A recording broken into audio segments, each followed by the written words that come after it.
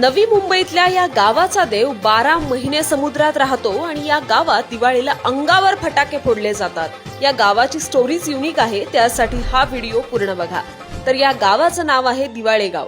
बेलापूरच्या खाडी शेजारी वसलेल्या या गावाची दिवाळी जरा वेगळीच असते। या गावाच्या देवाचं नाव बहिरीदेव आणि तो समुद्रात राहतो। घारापुरी ते वाशी पुला दरम्यानच्या खाडीत हजारो फूट खोल तळाशी एका ओट्यावर बहिरीनाथ देवाची दगडी मूर्ती ठेवली जाते।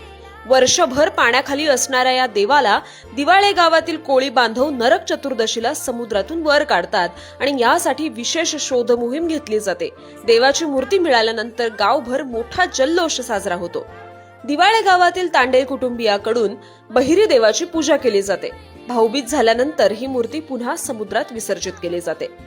दिवाळे गावात दिवाळी सणानिमित्त या पूजेनंतर मोठ्या प्रमाणात फटाके फोडले जातात। हे फटाके सामान्यपणे फोडले जात नाहीत, तर एकमेकांच्या अंगावर फेकून फोडले जातात।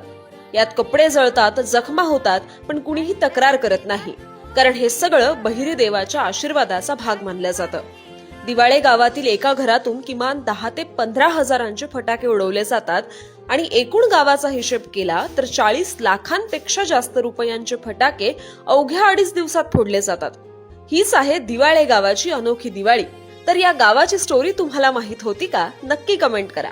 या दिवाळीत हा व्हिडिओ व्हायरल करा आणि संवाद सेतूला फॉलो करा।